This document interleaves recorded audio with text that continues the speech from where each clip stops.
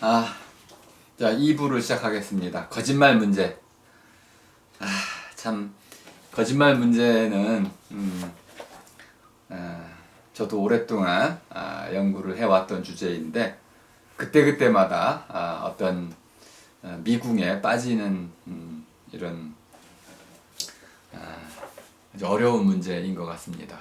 하나를 풀고 나면 또 다른 문제가 또 생겨나고, 그래서 아주 애를 먹는 그러면서도 거짓말 문제는 꼭 한번 풀어보고 싶은 그런 애착이 가는 문제이기도 합니다. 그만큼 거짓말은 참말만큼이나 사람의 삶에는 아주 중요하기 때문에 점점 더 그 매력이 커지고 있는 상황이고요.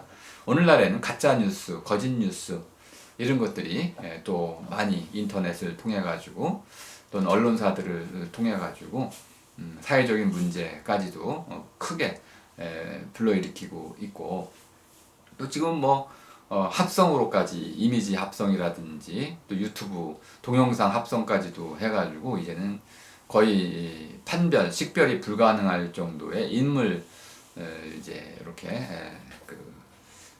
가짜도 만들어내는, 나중에 이제 이것이 정말 리얼 실제처럼 우리에게 다가온다면 우리는 상당히 큰 혼란을 겪을 수도 있을 거라고 봅니다. 점점 더 이 문제는 중요성이 커질 텐데요. 자, 오늘 제가 다 소개해드리지 못하고 제가 좀 그래도 정확히 이해한 부분까지만 거짓말 문제를 좀 다뤄보겠습니다. 첫 번째, 아우티루스를 가지고 오늘 강의를 하고 있는 거니까 그가 거짓말을 어떻게 정의했는지를 좀 설명을 드리겠습니다. 좀 길죠? 길지만 전체를 다 한번 소개하겠습니다. 자, 의지를 가지고 그릇된 것을 말하는 진술이다. 좀 어렵습니다. 좀 뜻이 좀 이상하기도 한 것 같고요. 조금 더 간단히 이제 요약을 하자면 의지를 가지고 그릇된 것을 말하는 진술, 의도적인이라고만 바꿔보겠습니다. 의도적인, 그릇된 진술이다. 이렇게까지만 얘기하면 아우구스티누스의 거짓말에 대한 뜻매김이 좀 잘못 전달이 됩니다. 그래서 제가 좀 더 우바, 이제 앞으로 이 우바란 말을 좀 많이 듣게 되실 텐데요. 우바라는 게 뭐냐면 우리말답게 바로쓰기입니다. 또는 우리말답게 바꿔쓰기, 바로쓰기, 바꿔쓰기. 우리말답게라는 것이 이제 핵심이 됩니다. 우바 한번 해보죠. 우바. 자, 거짓을 말하려는 마음으로 한 말. 말은 말인데 어떤 말이냐면 거짓으로 거짓을 말하려는 말. 거짓을 말한다. 거짓이란 말이 무슨 뜻일까요? 그럼 이제 거짓이란 말 자체가 또 문제가 됩니다. 거짓이란 말은 우리말로는 겉이란 말입니다. 거짓. 속이 있으면 안과 밖이 이제 맞장말이죠. 안이라는 것은 밖에 반대 맞은편에 있는 것입니다. 집 안, 집 밖, 담으로 경계를 지어서 집에 집으로 들어오면 들어온 쪽을 안이라고 하고 나가면 바깥이라고 합니다. 안팎. 근데 속이라는 것은 어떤 뭐 축구공이라든지 또는 우리가 이제 지금 잘 안 쓰니까, 또는 건물 같은 경우 그 안으로 들어왔을 때의 그 몸피, 그러니까 좀 공간적인 입체 크기를 갖고 있는 그것을 속이라고 합니다. 그리고 이 속에 반대, 이것을 둘러싸고 있는 것을 겉이라고 그러죠. 그러니까 속과 겉이란 말은 맞잡 개념이라고 보기에는 속을 둘러싸고 있는 그 가죽, 가장자리, 그 바깥에 있는 가장자리, 이것을 겉이라고 한다는 겁니다. 근데 속과 겉은 우리가 흔히 마음에 많이 씁니다. 속마음이라는 말을 쓸 때 사람이 속 겉이 달라. 마음 속으로 한 생각하고 그것을 바깥으로 내놓은 말하고 다를 때, 저 사람은 속과 겉이 달라. 그러니까 뭔가 자기가 한 말을 지키지 않고 그것을 다르게 행동했을 때, 자기가 한 말과 다르게 다른 행동을 하거나 또는 그때그때마다 어떤 그 이해관계에 따라서 이기적으로 자신의 말과 행동을 바꿀 때, 이런 사람은 속과 겉이 다르다, 이렇게 얘기를 하게 됩니다. 이해가 좀 되셨죠? 안과 밖의 개념과 속과 겉의 개념은 다른데, 겉이라는 것은 이렇게 속을 둘러싸고 있어서 실제로 우리는 어떤 것을 만났을 때 그것의 속을 보기는 좀 어렵습니다. 겉만을 보게 되는 거죠. 겉만 번지르르하다라는 말이 있는 것처럼, 겉으로 봐서는 사람을 알 수가 없는 것처럼, 뭐 사물도 그렇죠. 겉만 보고는 그 사물을 알 수가 없는 것이죠. false라는 말은 기본적으로 그릇되다, 이런 뜻입니다. 또는 우리말로 틀렸다라고도 할 수 있습니다. 그릇이라는 말은 옳다라는 말의 반대입니다. 옳다라는 말은 옳하다라는 말에서 왔는데요. 실, 한올 이렇게 실 오라기 할 때 올입니다. 올이라는 것은 끊기면 안 되는 거죠. 그리고 그 씨줄 날줄처럼 한올이 다 제대로 되어 있을 때 이렇게 하나의 피륙, 옷감을 만들어낼 수가 있는 거죠. 그래서 이 할 때 이것은 복수 형태로 쓰이게 되는데, 옳다라는 것은 어떤 일이 우리가 생각한 그대로 이루어지는 경우, 또는 그것과 똑같이 생각하는 것과 똑같이 일어나면 그것은 옳은 것입니다. 옳지. 이건 우리가 언제 합니까? 내가 생각한 그대로 어떤 일이 잘 벌어졌을 때, 노래를 불렀는데 제대로 부르면 옳지, 잘한다. 제대로 한다는 뜻으로 많이 얘기하게 됩니다. 제대로다. 그러니까 옳음이라는 것이 그렇다면, 그름은 반대로 그렇게 생각한 대로 일어나지 않고 어긋났다, 또는 크게 벗어났다, 이런 뜻입니다. 내가 생각한 것에서 크게 벗어나고 어긋나서 결국 그래서 뭔가가 틀어져 버렸다. 그럼 틀리는 것이 되죠. 틀림이라는 것은 짜여있던 것이 악귀가 맞지 않게 돼서 뭔가 무너지게 되는 상태, 이것이 틀입니다. 틀림. 이것의 반대가 바로 바름입니다. 바르다라는 것은 모든 것이 그 짜임새가 제대로 되어 있어서 그것이 무너지지 않고 탄탄하게 짜여 있는 상태, 그것이 바른 것입니다. 이것과 저것이 제대로 관계를 맺고 있는 상태, 그러니까 누군가 너와 나, 이것과 저것, 하늘과 땅 등등의 모든 관계가 제대로 구성이 되어 있으면 그것은 바른 것입니다. 그러니까 틀린 것은 제대로 되어 있지 않고 뭔가 어딘가 그것이 어그러져서 또는 구부러지거나 비틀어져 가지고 무너지기 쉬운 상태가 되면 그것은 틀린 것입니다. 그러니까 옳음의 반대는 그름입니다. 이렇게 반대말들을 좀 잘 이해해 보시면 쉽게 이해할 수 있습니다. 그럼 그릇된 말이라는 것은 일단 기본적으로는 말 자체가 옳지 않은 말이어야 합니다. 그릇된 말이라는 것은 말 자체가 옳지 않은 것이어야 된다. 그런데 우리는 거짓말은 옳은 말로도 많이 할 수 있습니다. 이따가 좀 더 설명을 드리겠지만, 그러니까 아우구스티누스의 그 이제 거짓말에 대한 정의를 그런 말로 이렇게 쓰면은 잘못 우리가 정의하게 됩니다. 그래서 그런 말이 아니다, 일단 이렇게 이해를 해주시고요. 또는 이제 그릇된 말은 아예 말이 되지 않는 말도 될 수 있습니다. 어쨌든 이렇게 쓸 수 있는데요. 자, 그릇된 말이란 뜻으로 우리가 거짓말을 이해하면 안 된다. 왜냐하면 적어도 거짓말은 어떤 말처럼 보여야 됩니까? 참말처럼 보여야 됩니다. 달리 얘기하면 그릇된 말처럼 보여서는 안 됩니다. 그럼 거짓말 할 수가 없으니까. 그러니까 거짓말은 실제로는 잘못된 말인데 마치 그릇되지 않은 것처럼 또는 참말인 것처럼 보여주는 것, 이런 목적을 가지고 있으니까 그릇된 말이라고 단정적으로 말해가지고는 거짓말을 정의할 수가 없게 됩니다. 그래서 이 번역은 포기를 해야 됩니다. 자, 그래서 이제 거짓말을 두 가지로 나누어 보겠습니다. 하나는 거짓으로 하는 말. 이거 잘 기억해 두시기 바랍니다. 거짓으로 하는 말이 있다. 그러면 이제 속으로는 그렇지 않은데 겉으로만 하는 말이라는 겁니다. 속말이 있고 겉말이 있을 때 속말, 겉말이 다르다. 이렇게 겉으로만 하는 말이 있다. 두 번째는 거짓을 담은 말이 있다. 이때 말하는 거짓은 사실이 아닌 어떤 것을 담고 있는 말이다. 이렇게 두 가지로 구분해서 크게 거짓말의 종류를 나눠보겠다는 겁니다. 자, 거짓으로 하는 말의 특징은 뭐냐면 속임의 꾀를 가지고 하는 말이다. 자, 속임의 꾀라는 것은 속이려고 하는 말이란 뜻입니다. 누군가를 속여서 그 거짓말하는 사람 자신의 이익을 챙기려 하는 것이죠.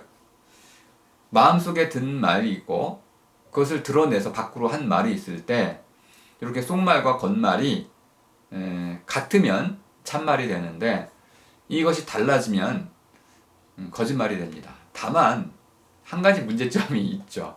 우리가 마음속을 들여다볼 수가 없잖아요. 거짓말하는 사람 자신만이 알 수 있는 거니까 그 사람의 속말이 무엇인지는 우리가 모릅니다.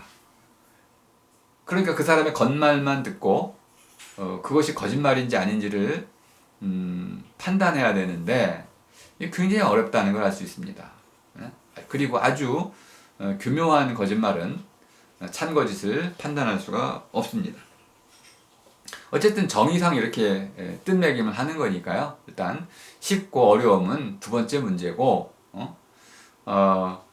거짓으로 하는 말의 가장 중요한 특징은 이런 속말과 겉말의 이 다름을 속여가지고 자기가 내뱉은 그 겉말이 자기의 속말과 다르지 않은 것처럼 꾸미려 하는 것이죠.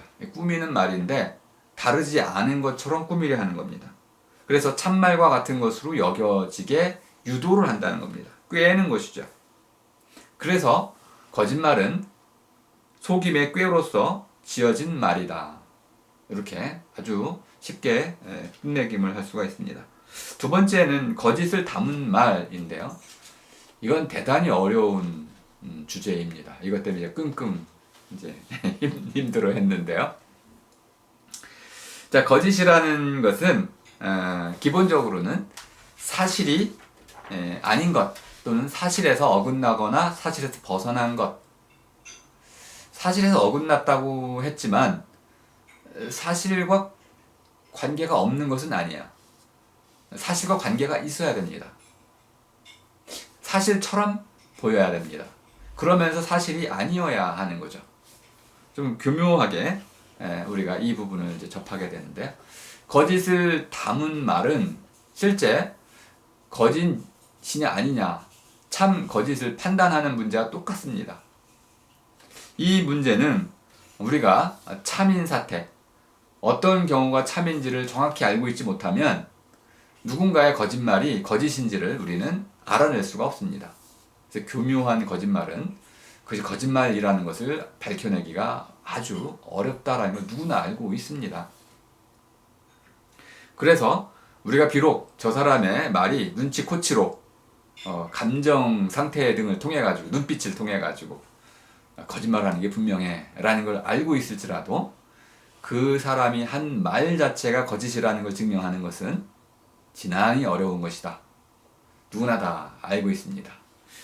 심지어 그 말이 누군가의 증언에 의한 거라면 누가 그런 말을 했대라고 거짓말로 퍼뜨리는 경우 소문 이런 것이라고 한다면 그것의 참거짓을 판단하는 것은 불가능에 가까울 때도 많이 있습니다. 또 그 말하는 사람이 여기에 불러들일 수 없는 사람인 경우라면 믿거나 말거나 해서 진실 게임으로 갈 수도 있는 거죠. 우기면 이기는 경우가 이런 경우입니다. 거짓말쟁이가 자기 말이 옳다고 참이다라고 끝까지 밀고 나가면 그 말이 완전히 그릇되다, 완전히 틀린 것이다 해가지고 누가 봐도 뻔히 틀린 것이지 않은 이상은 그의 거짓말을 들통내기가 절대 쉽지 않습니다. 제가 한 가지 예를 들었는데 외계인은 이미 당신 곁에 있습니다. 저 실제로 누군가가 저한테 이렇게 논증을 한 적이 있어서 제가 깜짝 놀랐는데요. 처음에는 그냥 어리석게도 그럼 증명을 한번 해보시죠. 이렇게 얘기를 제가 했어요. 외계인이 제 옆에 있다고 그러니까 곁에 있다고 그러니 교치라는 게 무슨 뜻인가요?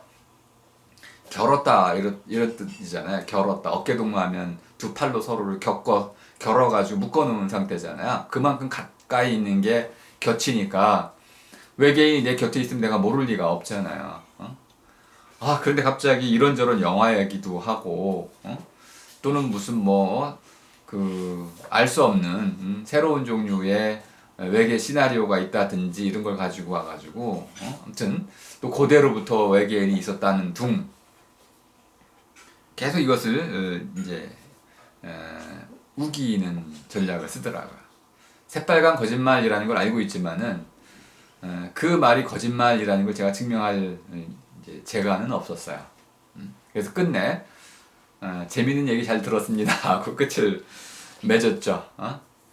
그 참인지 거짓인지 판별할 수 없는 거짓말들도 아주 숱하게 많이 있습니다.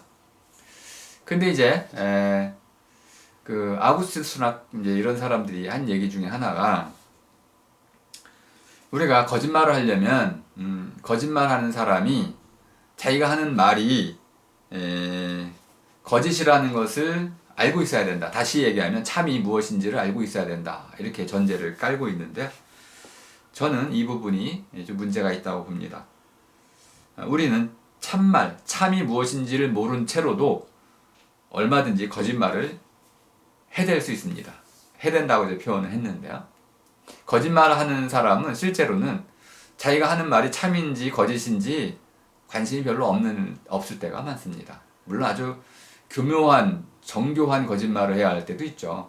지난번 거짓말에 이번 거짓말에 등등 해가지고 이런 것들을 이렇게 잘 짜맞춰야만 거짓말이 들통나지 않을 때 이럴 때도 있지만은 어떤 거짓말쟁이들은 그냥 막무가내로 거짓말을 할 때도 있잖아요. 그러니까 빨간 거짓말을 하는 사람들 가운데는 새빨간 거짓말을 하는 사람들은 자기가 내뱉은 말이 실제로 참말인 것처럼 믿고 하는 사람도 꽤 있어요. 저에게 그 외계인 얘기해준 분도 그 말의 참거짓을 판별할 수 없음에도 불구하고 참이라고 믿고 있어요. 그럼 이제 남을 속이려 할 때 하는 이렇게 떠들어대는 사람들은 자기가 하는 말이 참이냐 거짓이냐가 중요한 게 아니고 내 말에 상대가 속아 넘어오느냐 안 넘어오느냐 이걸 보는 거죠. 이런 말도 했다 저런 말도 했다고 아무 말이나 해대면서 결국 상대가 자기 말에 속아 넘어올 때까지 이런 말 저런 말들을 해대는 거죠. 제가 예를 들은 게 고산말이라고 지금 썼는데요. 고사를 지낼 때 쓰는 말인데 제가 실제로 봤더니 고사를 지내면서 하시는 신에게 비는 말을 들어보니까 말 같지 않은 말이 너무 많아요. 저게 비는 말인지 투정하는 건지 하소연하는 건지 욕하는 것인지 등등. 저게 고산말이 저런 건가? 저 말을 듣고 과연 신령님께서 오실까? 이런 느낌도 많이 받았는데 거짓말 또한 마찬가지입니다. 상대방이 내 말을 내가 하려고 하는 어떤 말을 믿게끔만 하면 되기 때문에 참말이냐 거짓말이냐는 전혀 중요하지 않은 것 같습니다. 무턱대고 해대는 것이죠. 그래서 참말이냐 거짓말이냐가 중요한 건 아닌 것 같고요. 이럴 때는 속이기 위해서 하는 말들은 참말도 쓰고 거짓말도 쓴다. 또는 참말 거짓말이 적당히 뒤범벅된 이런 말들도 쓴다. 그렇기 때문에 거짓말하는 사람이 거짓말을 하기 위해서 반드시 그가 참이 무엇인지를 알고 있어야 하는 것은 아니다. 이런 전제 필요 없다. 이렇게 말씀을 드리는 거고요. 또 하나는 거짓말하는 사람에게 우리는 거짓말을 참말을 하는 경우도 거짓말을 하는 경우로 둘 수 있습니다. 표정이라든지 감정, 제스처, 뉘앙스 이런 걸 통해 가지고 거짓말하는 건데요. 누군가가 그렇게 얘기할 수 있잖아요. 걔가 그런 말을 했어. 했을까? 했을까? 했겠어 정말? 이런 식으로 조롱하듯이 이런 뉘앙스나 표정을 지으면 상대에게 공감을 유도해내면 실제로 그 사람은 했다는 말로 전달해주고 있지만 내용적으로는 안 했다는 식으로 내용을 전달하고 있어서 참말로서 상대를 감정이나 이런 표정이나 제스처나 뉘앙스로서 속이는 말을 한 거죠. 그럼 이거는 다른 방식, 말이 아닌 말에 곁들여진 이제 비언어적인 방법을 통해 가지고 이제 속인 것이죠. 이럴 때도 이것을 저는 기본적으로 거짓말이다라고 볼 수 있겠습니다. 말은 사랑한다고 하고 있지만 사랑한다고 하는 그 말이 결국은 행동으로서 이제 드러나지 다르게 드러난다면 그 말도 거짓말이 되는 겁니다. 행동은 사랑하지 않는 사람처럼 하는데 말은 사랑한다고 얘기하면 그 말은 분명히 거짓말이라고 봐야 될 것입니다. 그 맥락이라든지 해석에 따라서 어떤 참말도 분명히 거짓말로 판명이 날 수 있는 것입니다. 자, 그리고 아우슈트리츠에서 아주 어려운 그 말을 하나 이제 문제를 제기를 했는데요. 어떤 사람이 자기가 하는 말을 실제 참말로 알고 했는데 그 실제로는 참말이 아니고 거짓말이었어요. 이럴 경우 그 사람은 거짓말을 한 걸까요? 아닐까요? 여러분 생각은 어떠세요? 먼저 한번 제가 질문을 드려보는데요. 예를 들어 제가 이제 이렇게 얘기를 좀 하겠습니다. 누군가가 저한테 거짓말을 했어요. 근데 저는 그 거짓말이 거짓말인 줄 모르고 참말인 줄 알았어요. 그래가지고 그 말을 제3자에게 또 전달했어요. 그러면 원래 제가 전달한 그 말은 거짓말이겠죠? 근데 거짓말인 줄 몰랐기 때문에 저는 그것을 참말로 전달을 했어요. 그럼 저는 거짓말을 한 건가요? 참말을 한 건가요? 아우구스티누스는 그건 거짓말이 아니다라고 봤습니다. 왜? 거짓말을 하기 위해서는 속이려고 하는 의도가 있어야 된다고 봤기 때문에. 근데 저는 이런 속이려고 하는 의도를 갖고 있지 않은 채로도 또는 거짓말하려고 하는 마음이 없이도 우리는 거짓말을 할 수 있다. 왜냐하면 거짓을 담고 있는 말을 할 때도 우리는 거짓을 하기 때문에 그렇습니다. 거짓을 담은 말은 뭐 수없이 많이 있습니다. 왜냐하면 그 거짓이라는 것이 우리가 흔히 말하는 그릇된 암, 틀린 암이기 때문에 그렇습니다. 그럼 암이라는 것이 틀릴 수 있잖아요. 그러니까 잘못 알고 있는 것, 그것을 말하면 그것도 의도적인 거짓말은 아니어도 거짓말이라고 볼 수 있다는 겁니다. 근데 이건 좀 어려워서 좀 이따 설명을 드리고, 아까 제가 던졌던 누군가가 나에게 한 거짓말을 내가 참말인 줄 알고 했을 때, 누군가가 나에게 한 그 거짓말을 첫 거짓말이라고 할 수 있다면은 이렇게 부르는데요. 첫 거짓말, 첫 번째 거짓말. 이 첫 거짓말은 나는 그것이 거짓말인 줄 모르고 계속 했어요. 근데 그걸 또 제가 이제 거짓말을 강의에서 했어요. 그러면 여러분들이 또 그 강의를 듣고 또 거짓말을 또 하겠죠. 계속 거짓말이 퍼져나가게 되겠죠. 저는 이것은 2차 거짓말 또는 좀 더 좀 섹시하게 표현해가지고 좀비 거짓말이라고 보겠습니다. 또는 감염. 저 같은 이제 곰팡이 실 거짓말이라고 하는데 잘 모르시니까 곰팡이 실 거짓말, 바이러스 거짓말 이렇게도 쓰고 있습니다. 그렇게 퍼져나간다는 겁니다. 근데 그것이 거짓말인 줄도 모르고 퍼져나가는 거짓말. 그래서 거짓말이 더 무섭죠. 가짜 뉴스들이 되게 이렇게 퍼져나갑니다. 거짓말인 줄 알면은 사람들은 양심상 그걸 잘 하지 않게 됩니다. 근데 그것을 거짓말인 줄 모르고 참말인 줄 알고 자꾸 떠들어대요. 근데 그게 실제로는 거짓을 담고 있는 말이기 때문에 그런 의미의 거짓말이었어요. 좀비 거짓말입니다. 바이러스 거짓말이에요. 이런 것들이 막 그냥 인터넷을 감염시키게 됩니다. 인포데믹이라고도 우리가 쓰고 있는데요. 예를 들어서 어려운 문제 중에 하나가 있었습니다. 지구는 돈다. 해는 돈다. 어떤 게 맞습니까? 지구는 돈다가 우리에게는 맞는 것처럼 보입니다. 그런데 천동설을 믿고 있던 사람들에게 지구는 돈다라는 이 말은 거짓말입니다. 거짓말이었습니다. 또는 고래는 어류입니까? 포유류입니까? 그럼 이제 여러분들은 다 알고 계시죠? 고래는 포유류입니다. 근데 제가 반문할 수 있어요. 어류 아닌가요? 지느러미 있고 바다 물속에 사는데 그럼 어류죠. 왜 포유류입니까? 아니 뭐 그 숨을 쉰다는 그 이유 하나 가지고 포유류예요? 또는 뭐 새끼 낳는 방법 때문에요? 등등. 아니 거기까지는 또 포유류인데 그 물에 살잖아요. 그럼 어류잖아요. 그러니까 포유류이면서 어류인 이 두 가지 모두를 충족시킬 수 있는 거잖아요. 그러면 어떤 게 참말이고 어떤 게 거짓말인지를 알려면 물음에 따라서 우리가 정확한 대답을 했느냐 안 했느냐 이걸 가지고 우리가 얘기를 해야 될 것입니다. 우리가 어떤 그 사실을 지구는 돈다라는 이 사실을 맥락을 빼고 과연 그렇습니까? 라고 얘기하면 참 거짓을 판별할 수가 없습니다. 근데 바로 우리가 모든 사람이 참이라고 믿고 있는 것도 끝내 거짓말로 드러날 수가 있습니다. 지구가 돈다는 것을 우리가 거짓말로 믿고 있었지만은 소수가 알고 있었지만은 나중에는 마침내 지구는 돈다가 참말이 되기도 했습니다. 거짓말의 지위를 잃어버리게 된 것이죠. 이렇게 하나의 말은 맥락, 상황에 따라서 해석에 따라서 또는 그것이 놓여있는 어떤 지배적인 시대 정신에 따라서 참이고 거짓말이고 참말이고 거짓말로 바뀔 수 있다. 백조는 희다조차도 바뀔 수가 있습니다. 검은 백조가 발견이 됐을 때 우리는 백조는 희다가 일부분 거짓이 되는 것입니다.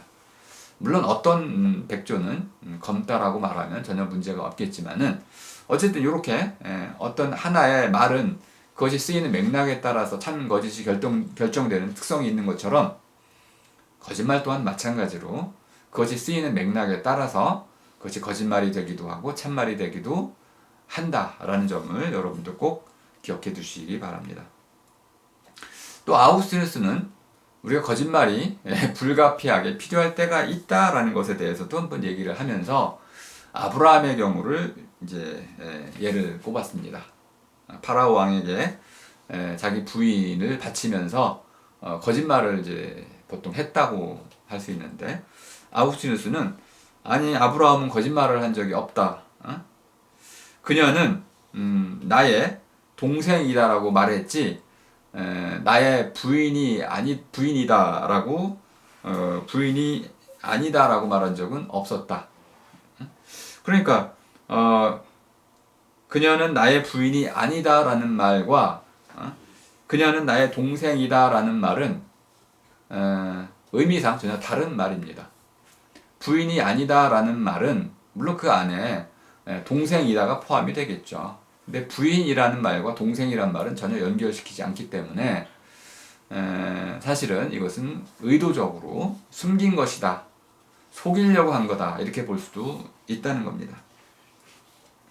그래서 아우구스티누스는 이제 이 나머지 부분 그녀는 나의 동생이다라고 말하고 아브라함이 침묵을 했기 때문에 그가 한 말은 한마디의 참말, 동생이다라는 참말과 그 뒤에 침묵이기 때문에 아브라함은 거짓말을 하지 않았다라고 강변을 하게 됩니다. 근데 저는 이 부분은 크게 판단이 잘못됐다고 봅니다. 왜냐하면 자 파라오가 이렇게 물었습니다. 이 부인이 너의 부인이냐? 이 여자가 너의 부인이냐라고 아브라함에게 물었습니다. 그럼 아브라함이 네, 제 부인입니다 라고 대답을 해야 되는데 그러면 아브라함이 죽임을 당할 겁니다. 죽이려고 했어요, 실제로. 그러니까 아브라함은 거짓말을 했어야만 됩니다. 아니요, 제 부인이 아닙니다. 파라오가 그 여인을 취하겠죠. 그런데 그렇게 얘기하지 않고 그녀는 나의 동생입니다. 이렇게 얘기했어요. 실제로 동생이 맞아요. 동생하고 결혼을 했으니까. 그러면 파라오가 듣기로는 동생이니까 부인일 리는 없다라고 가정을 한 거죠. 그러니까 파라오의 이 시대적인 가정을 그 문화적인 상식을 이용해 가지고 실제로 아브라함은 거짓말을 한 셈입니다.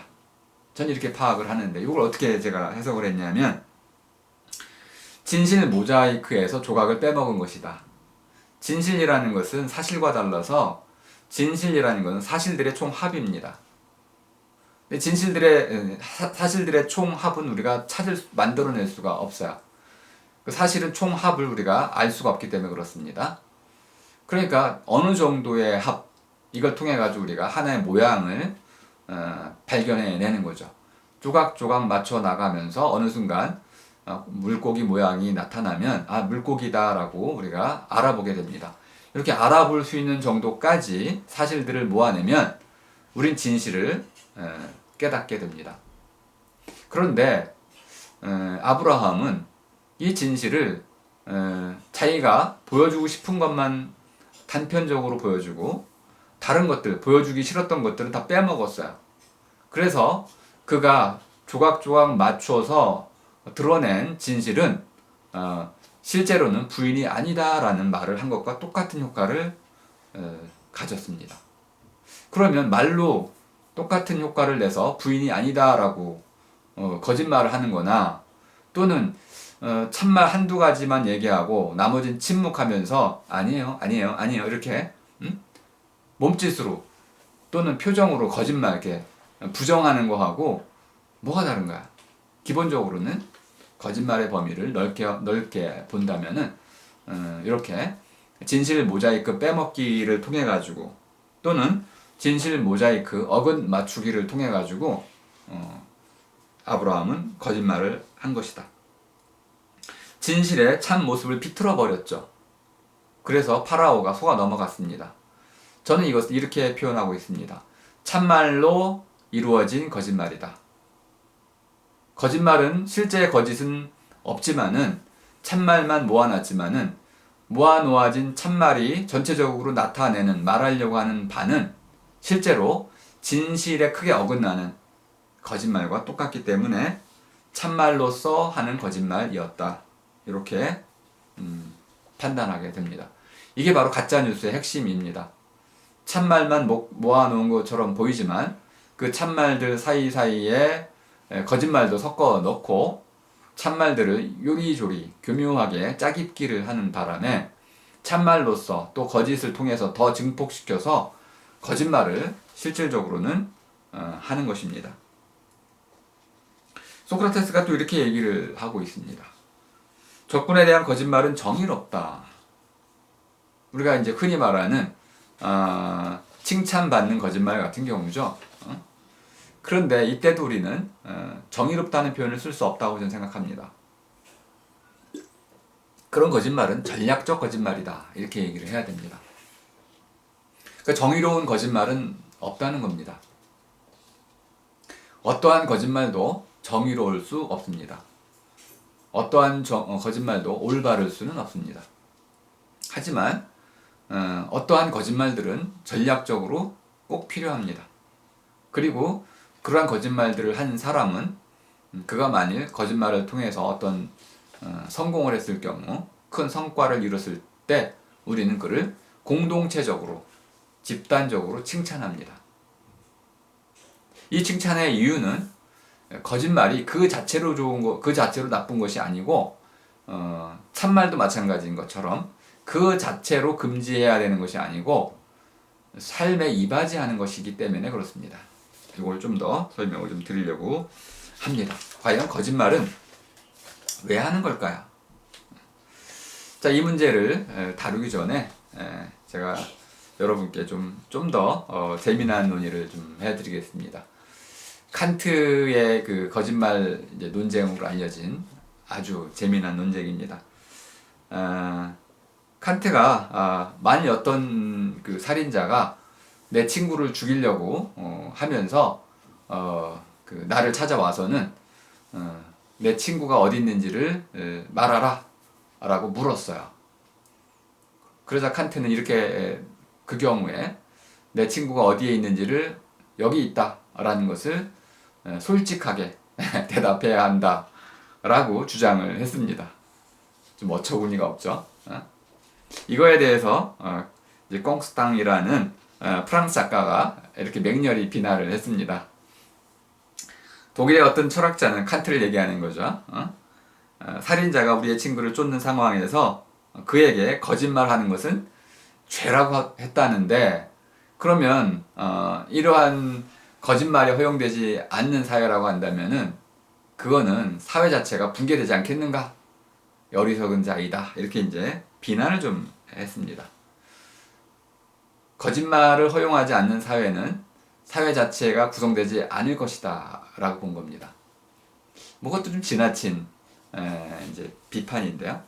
더 재밌는 거는 칸트가 그것을 스스로 변호했다는 겁니다. 칸트가 변호한 내용은 더 어처구니가 없습니다. 근데 왜 이렇게 됐는지 잘 모르겠지만은 아마 칸트가 좀 공격을 당한 거에 대해서 상당히 수모감을 느끼고 견광부회로 억지로 이제 답변을 하려고 했던 것 같습니다. 다만 그 답변 내용 자체는 우리가 아주 곱씹을 만한 내용이 들어 있습니다. 자, 제가 이렇게 조금 재구성을 했습니다. 이제 A가 자기 친구를 찾는 그 살인자에게 그는 여기 있다, 우리 집에 있다 라고 내가 말했다고 치자. 그러면 그 말하는 순간 내 친구가 뒷문으로 도망갔을 수 있지 않냐. 그리고 뒷문으로 도망가가지고 그 살인자가 우리 집 들어가가지고 친구를 찾으려고 했지만 없어서 그냥 돌아갔다고 한다면 나는 거짓말을 하지 않아서 도덕적으로 좋고 내 친구는 목숨을 건져서 좋고 누가 알겠느냐? 누가 알겠느냐? 모르죠. 모릅니다. 그거는 뒤에 제가 나중에 수녀 얘기를 통해서 모른다는 것을 실제로 우리가 인정할 수밖에 없다는 것을 말씀드리려고 하고요. 알 수가 없습니다. 결과에 대해서. 하지만 칸트는 분명 어떤 경우든 거짓말을 해서는 안 된다라고 못을 박았습니다. 반면에 이제 만일 내가 그럼 거짓말을 한다면, 그래서 그는, 내 친구는 우리 집에 없다 라고 거짓말을 했다고 칩시다. 그런데 이 친구가 그만 집을 몰래 빠져나갔어요. 그 말을 하는 순간에. 그래서 그 살인자가 내 말을 믿고 그도 내 집을 떠났는데 그만 떠나다가 내 친구를 발견하고는 그를 죽였어요. 그럼 나는 거짓말을 해가지고 도덕적으로 죄를 짓고 내 친구는 또 살인자에게 잡혀서 죽임을 당했으니 이중적으로 나쁘지 않겠느냐. 그래서 이런 경우도 결과를 알 수 없으니까 그 결과는 누구에게? 선한 신에게 맡기고 나는 오로지 양심에 따라서 그냥 거짓말을 하지 않는 도덕적 선택을 해야 한다. 그것이 답이다. 이렇게 칸트다운 답변을 했습니다. 자, 제가 이제 이것을 좀 여러 갈래로 구분을 좀 해서 다시 칸트를 좀 비판하려고 합니다. 일단 첫 번째 인정해야 될 것은 나의 거짓말과 그 거짓말이 불러일으킬 결과 사이에는 인과관계가 없다. 모든 행동이 그렇잖아요. 내 말과 행동이 필연적으로 어떤 결과를 낳는 것은 아니죠. 개연적이죠. 확률적으로 낳습니다. 이걸 일단 전제로 하고 여러분이 따라오셔야 좋습니다. 자, 첫 번째 경우에 제가 이렇게 얘기했습니다. 그는 여기 있다라고 말한 경우를 얘기하겠습니다. 그는 여기 있다가 참말이라고 했을 경우, 첫 번째는 다행스럽게도, 칸트가 이제 다행스럽게 본 거죠. 다행스럽게도 친구가 미리 뒷문으로 도망쳐서 살인자가 친구를 놓치는 경우입니다. 그죠? 아니 여기 있다라고 해서 살인자가 들어갔는데 내 집으로 들어왔는데 찾아봤더니 없어요. 왜? 친구가 이미 도망쳤으니까. 다행스러운 경우죠. 나는 거짓말을 안 해서 좋고 또 친구는 살아서 좋고 칸트가 가장 이상적인 경우로 봤던 경우죠. 근데 두 번째는 안타깝게도 친구가 집안에 그대로 머물러 있다가 살인자에게 친구가 잡혀서 죽임을 당하는 경우입니다. 내가 참말을 해가지고만 내 친구가 실제로 죽임을 당한 경우입니다. 너무 안타깝죠. 근데 칸트 같은 경우라면 안타깝지만 어떡하겠어? 내가 거짓말 할 수는 없잖아. 이렇게 항변하겠죠. 여러분들 이런 칸트의 항변을 들어주시겠습니까? 저는 못 들어줄 것 같습니다. 그 이유는 뒤에 설명을 다시 드릴 테고요. 자, 그럼 이제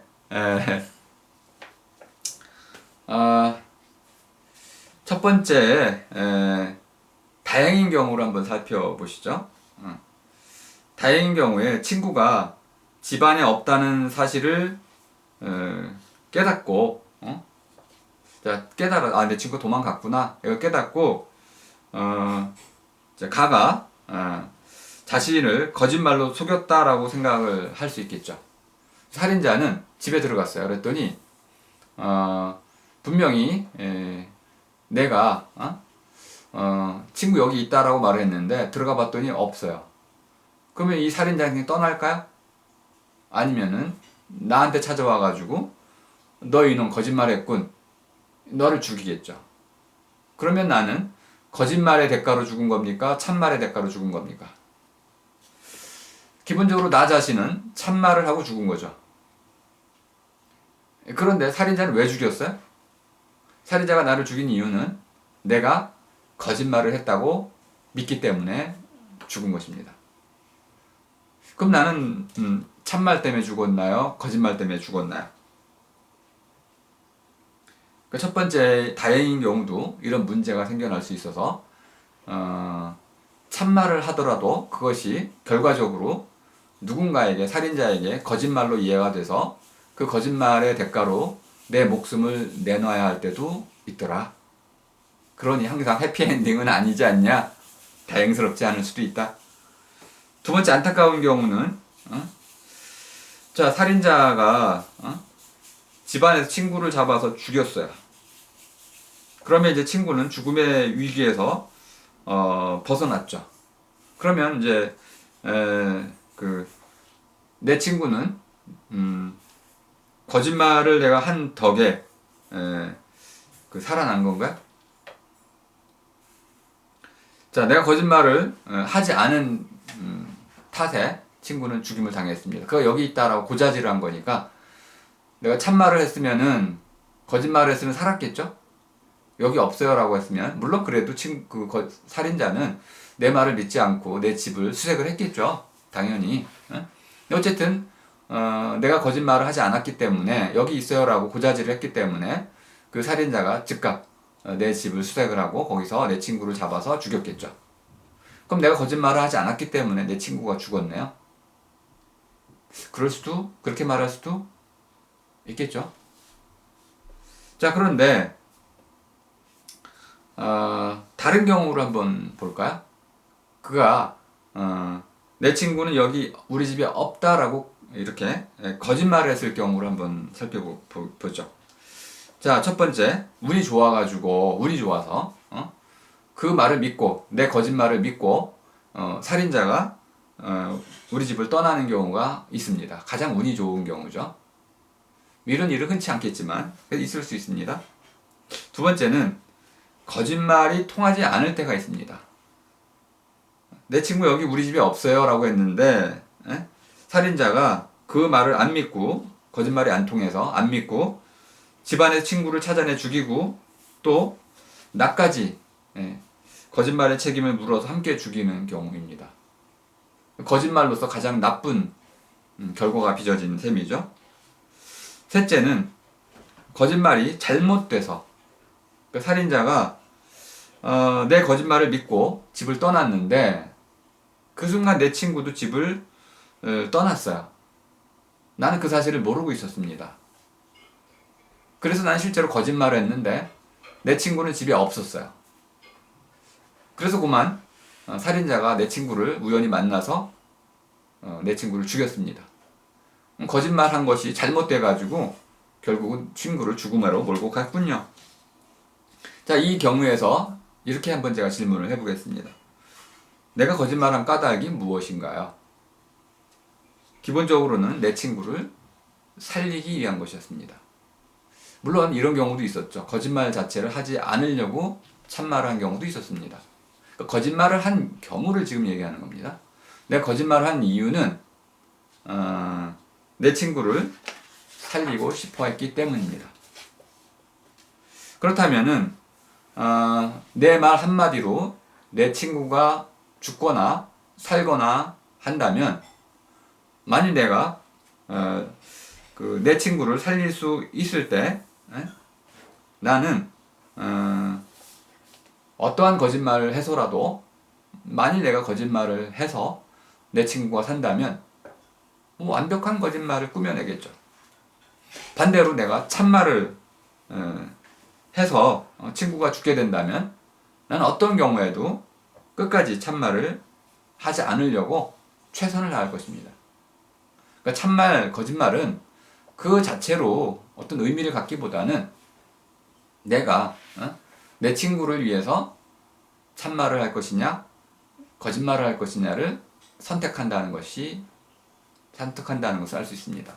그때 내 친구 자리에 나를 넣어도 상관이 없습니다. 우리를 넣어도 상관이 없겠습니다. 그러니까 칸트가 내세웠던 어떠한 경우에도 거짓말을 하지 마라 라는 이 마라법은 사람을 죽이지 마라 라는 또 다른 마라법하고 충돌하잖아요. 그럼 내 말로 누군가가 살고 죽는다면 나는 적어도 내 친구를 죽이지 않기 위해서, 죽이지 마라 라는 그 마라법을 따르기 위해서라도 거짓말을 해야겠죠. 그럼 어떤 선택을 해야 될까요? 어떤 것이 더 중요한 건지, 그때 이 중요한 것을 따라서 내가 거짓말을 하거나 하지 않거나가 결정이 될 것입니다. 그러니까 우리가 거짓말을 하지 않는 이유는 거짓말 자체가 좋아서 나빠서라는 것이 아니고, 거짓말하지 않는 것 자체가 좋은 것, 뭐 그런 것도 있지만은 더 중요한 거는 내가 거짓말을 하지 않음으로써 누군가의 삶을 보호할 수 있기 때문에 그렇습니다.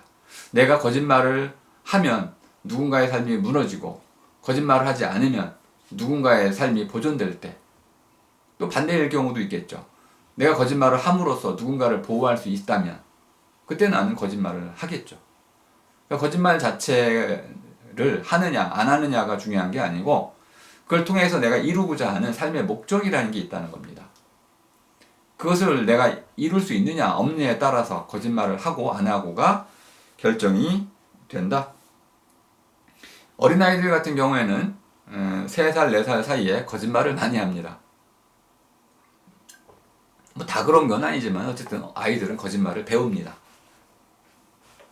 그리고 나서 엄마의 가르침을 통해 가지고 점점 더 처벌을 받는다든지 칭찬 등의 방법을 통해 가지고 엄마와의 이런 교감을 통해서 거짓말하는 것이 결국 자기한테 불리하다, 또는 어떤 처벌을 받는구나, 이런 것들을 깨달아가면서 거짓말을 조금씩 줄여나갑니다. 하지만 그렇다고 그 아이들이 거짓말을 완전히 버리지는 않습니다.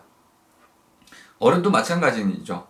우리는 자라면서 거짓말이 반드시 처벌로 이어지는 것은 아니다라는 것을 잘 알고 있습니다. 반대일 때도 많죠. 참말을 했을 때도 우리는 칭찬이나 이익을 받지 않을 때가 있습니다. 세상에 거짓말이 있는 까닭은 분명히 있잖아요. 넘쳐날 수도 있는데요. 이 거짓말이 누군가의 삶에 이바지한다는 겁니다. 거짓말을 함으로써 누군가 떼돈을 벌고 또 어떤 처벌을 피하게 되고, 비록 한 사람의 거짓말이 다른 사람들에게 큰 피해를 낳을지라도 아마 누구나 다 알고 있을지라도 이 세상에서 거짓말을 없앨 수는 없을 겁니다. 왜 그러냐면 거짓말은 누군가에게 이익이 되기 때문에 그렇고, 이익이 된다는 것은 그가 그걸 바탕으로 해서 보다 나은 삶을 살 수 있다는 것을 뜻합니다. 물론 궁극적으로 보다 나은 삶을 사느냐는 다른 문제입니다. 개인적인 판단에 딸린 문제다라고 일단 치부하고 넘어가겠습니다. 그럼 우리가 왜 거짓말을 하지 마라 라는 이 말에 설득을 당하냐 하면, 그런 마라법을 우리가 갖고 있으면은 모여살이, 사람과 사람 사이의 관계를 보다 잘, 윤활하게, 윤택하게 잘 돌아가게 해주기 때문에 그렇다. 이렇게 간단히 말씀드리고요. 마지막 논의는 여러분이 좀 살펴보시면 되겠습니다. 제가 거짓말의 실패라고 얘기하는 건데요. 수녀가 어떤 레지스탕스를 이제 그 구출해주기 위해서 그 게슈타포에게 거짓말을 한 겁니다. 레지스탕스가 지금 성당에 있습니다. 라고 이제 말을 했죠. 그런데 이제 성당에 없습니다라고 말을 했어요. 그 전에 수녀는 레지스탕스에게 성당에 가서 숨으라라고 얘기를 했습니다. 성당에 갔더니 신부가 여긴 안전하지 않으니 공동묘지로 가라 이렇게 얘기를 했어요. 그래서 게슈타포가 찾아와서 레지스탕스가 어딨냐 이렇게 묻자 수녀는 공동묘지에 있습니다라고 거짓말을 했어요. 그래서 게슈타포는 공동묘지로 가서 그 레지스탕스를 잡아서 죽였습니다. 수녀의 거짓말은 완전히 실패했습니다. 그럼 이것이 정말 수녀가 거짓말을 한 것입니까? 거짓말을 하지 않은 것입니까? 레지스탕스가 공동묘지에 있다라는 이 수녀의 말은 참말입니까? 거짓말입니까? 어려운 문제죠. 네, 이건 여러분들께서 과제로 잘 풀어내 주시기 바랍니다. 제 글의 뒷부분에 짧게 쓰여 있습니다. 자, 오늘 강의는 이것으로 모두 마치겠습니다. 수고하셨습니다.